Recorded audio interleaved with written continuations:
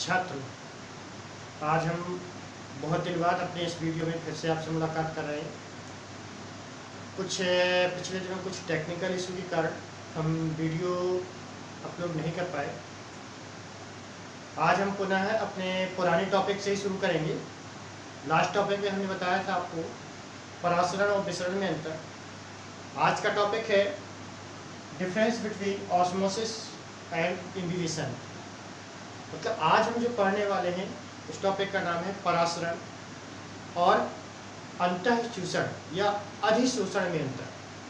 हमने दोनों ही क्रियाओं को अपने पिछले वीडियो में पढ़ चुके हैं और जिन्होंने नहीं पढ़ा हो वो पिछले वीडियो प्ले स्टोर में जाके पिछले वीडियो देख सकते हैं दोनों ही क्रियाओं को समझने के लिए। आज के अपने इस वीडियो में हम मुख्यतः हम बात करेंगे कि दोनों में अंतर क्या है, ऑस्मोसिस और इम्बिबिशन में डिफरेंस क्या है, उस अंतर के बारे में हम यहाँ पर जानेंगे। तो अंतर जानने के लिए वही पुराना तरीका, हम इसको दो तुलनात्मक अध्ययन करते हैं। अंतर के लिए भी दो भाग कर लेते हैं। एक तरफ लिखते हैं हम परासरण और दूसरी तरफ लिखते हैं हम इसको इम्बिबिशन या अंतःशोषण।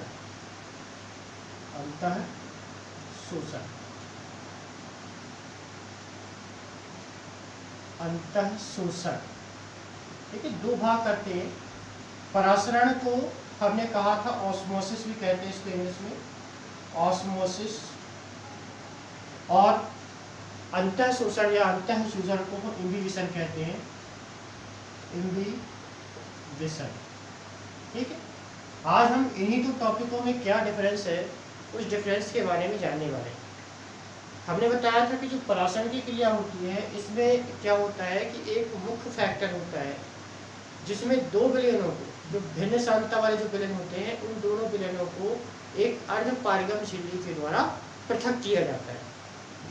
जबकि जो अंतःशोषण की क्रिया जो होती थी इसमें क्या होता है कि अर्धपारगम झिल्ली की आवश्यकता ही नहीं होती क्योंकि इसमें विलयन ही नहीं होता।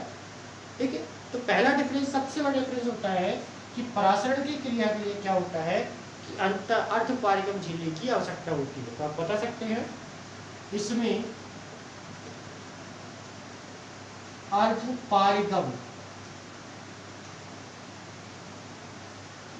झिल्ली, जिसे हम कहते हैं सेमी परमिएबल मेम्ब्रेन की आवश्यकता होती है, की आवश्यकता होती है। ठीक है, ये पहला पॉइंट हुआ किसका, परासरण की क्रिया में सामान्य तौर पे हम कहते हैं कि अर्धपारगम झिल्ली अर्थात सेमी परमिएबल मेम्ब्रेन की आवश्यकता होती है। लेकिन अगर हम बात करते हैं कि अंतःशोषण की क्रिया, तो इसमें अर्धपारगम झिल्ली की आवश्यकता नहीं होती। इसमें अर्धपारगम झिल्ली की आवश्यकता नहीं होती है। अगर कहा जाए कि अर्धपारगम झिल्ली से तात्पर्य है कौन सी झिल्ली कहते हैं अर्धपारगम, तो आप बता सकते हैं कि इसमें विलायक के अणु क्या करें, जो घोल लेता है, घोलक के अणु बाहर चले जाते हैं परंतु घुलने वाला पदार्थ रुक जाता है, उसे क्या कहते हैं हम, अर्धपारगम झिल्ली। जैसे आप चाय की छन्नी को मान सकते हैं कि अर्धपारगम है, क्योंकि उसमें क्या हो, चाय जिसमें सारी चीज़ें घुल गई हैं वो उस पर चाय छन जाती है और पत्ती ऊपर रह जाती है, तो वो अर्धपारगम झिल्ली की तरह कार्य करती है।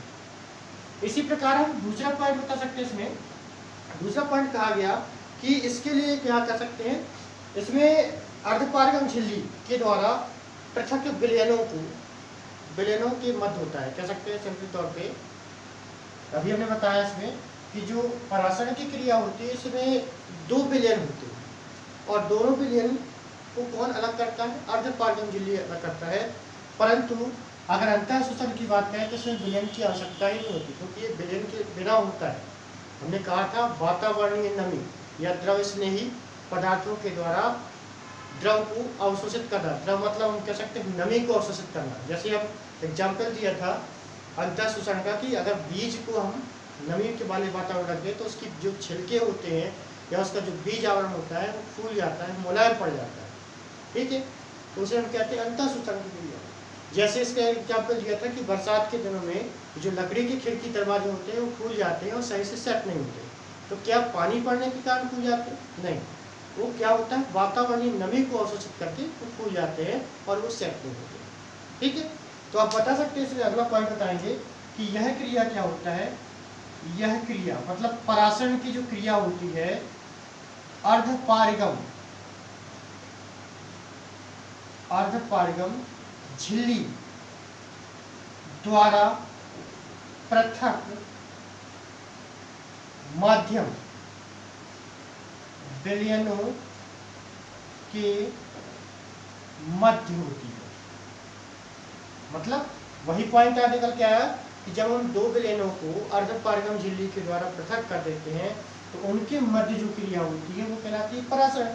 ठीक है, अब अंतःशोषण की बात करें तो उसमें तो विलयन की आवश्यकता ही नहीं होती, इसमें विलयन की आवश्यकता नहीं होती है। ठीक है, सिंपल सी बात है कि इसमें विलयन ही नहीं है तो अर्धपारगम झिल्ली की आवश्यकता नहीं पड़ेगी। ऊपर भी लिख चुके हैं, इसमें अर्धपारगम झिल्ली की आवश्यकता नहीं होती है। इसका तीसरा पॉइंट हम बता सकते हैं, तीसरा बिंदु जो है कि जो परासरण की क्रिया होती है इसमें क्या होता है, ऊष्मा उत्पन्न नहीं होता है या ऊष्मा मुक्त नहीं होती है परासरण की क्रिया। ठीक है, तो आप बता सकते हैं इसमें ऊष्मा उत्पन्न नहीं होती है।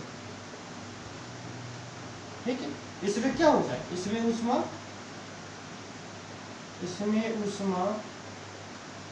मुक्त होती है। मतलब इसमें क्या है कि अंतःशोषण की क्रिया जब होती है तो ऊष्मा बाहर निकलती है। जैसे हमने कहा कि अगर बीज को नमी में रख दें तो बीज जब फूलता है आवरण तो उसके अंदर की गर्मी बाहर आती है। ठीक है, तो ये क्या होता है, ऊष्मा मुक्त होती है। चौथा पॉइंट बता सकते हैं इसमें कि अगर हम परासरण की बात करें तो परासरण में अंतःशोषण की अपेक्षा बहुत कम दाब उत्पन्न होता है। मतलब इसमें बहुत कम दाब की आवश्यकता पड़ती है। इसमें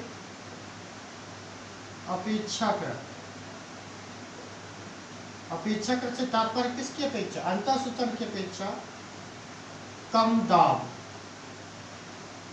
उत्पन्न होता है। अब कम दाब कितना होता है तो आप बता सकते हैं इसमें 100 ATM। ये 100 ATM से तात्पर्य है कि 100 एटमॉस्फेरिक या 100 वायुमंडलीय दाब केवल किसमें उत्पन्न होता है, परासरण की क्रिया में। लेकिन आप इसमें बता सकते हैं कि इसमें अधिक दाब उत्पन्न होता है। लगभग कितना होता है इसमें आप बता सकते हैं 1000 ATM। मतलब इसमें इसका 10 गुना ज़्यादा है। ठीक है, क्या हो गया, 10 गुना ज़्यादा हो रहा है। तो इसमें क्या हो रहा है, 1000 ATM दाब उत्पन्न हो रहा है, वायुमंडलीय दाब। इसमें क्या होता है 100 ATM और इसमें क्या है 1000 ATM। ATM से तात्पर्य है वायुमंडलीय दाब, एटमॉस्फेरिक प्रेशर। ठीक है, इसके बाद पांचवा पॉइंट जो आता है तो आप बता सकते हैं कि जो परासरण की क्रिया होती है ये विलयन के अणुओं के, मतलब परासरण की क्रिया के लिए विलयन की अणुओं का होना आवश्यक है। आप बता सकते हैं इसमें कि इस क्रिया के लिए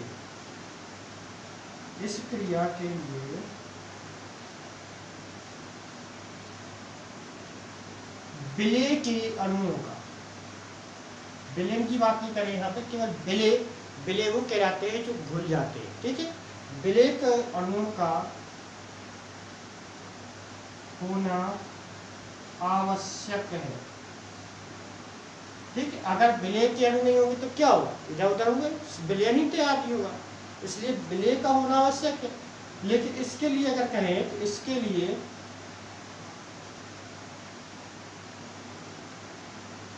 कोलाइड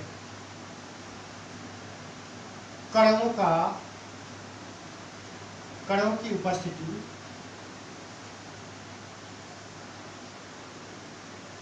अनिवार्य है। मतलब कहने की तात्पर्य है कि इसमें विलय मतलब जो पदार्थ घुल जाते हैं उनका होना आवश्यक है। अगर विलायक में विलय पदार्थ नहीं घुलेंगे तो क्या परासरण की क्रिया नहीं होगी।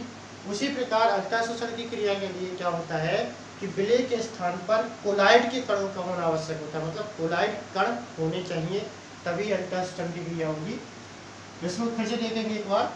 परासरण की क्रिया और अंतःशोषण की क्रिया में डिफरेंस क्या अंतर है, तो आप बता सकते हैं कि परासरण की क्रिया के लिए अर्धपारगम झिल्ली की आवश्यकता होती है, अंतःशोषण की क्रिया के लिए अर्धपारगम झिल्ली की आवश्यकता नहीं होती। उसी प्रकार जो परासरण की क्रिया होती है वो अर्धपारगम झिल्ली के द्वारा पृथक विलयनों के मध्य होती है, मतलब दो विलयनों को अर्धपारगम झिल्ली के द्वारा जब पृथक करते हैं तभी परासरण की क्रिया होती है। जबकि अंतःशोषण की बात करें तो इसमें विलयन की आवश्यकता ही नहीं होती। ठीक है, अंतःशोषण की क्रिया में विलयन की कोई आवश्यकता नहीं होती।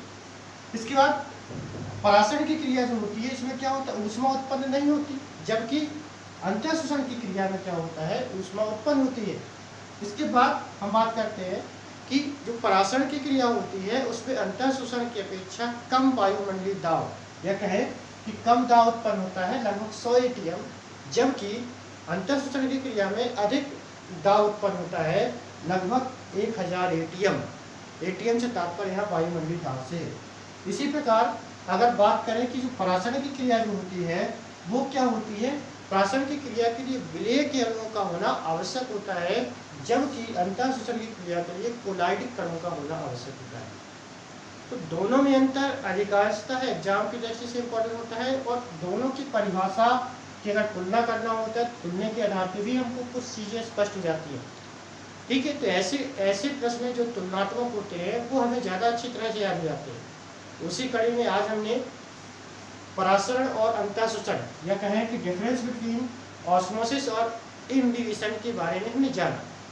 अगर जानकारी अच्छी लगी हो, वीडियो पसंद आया तो वीडियो को लाइक और शेयर जरूर करें, और जो चैनल में पहली बार हैं, नए हैं, वो चैनल को सब्सक्राइब करें और साथ ही में बेल आइकन दबाएं ताकि हमारे आने वाले वीडियो का नोटिफिकेशन उन्हें सबसे पहले मिलता है।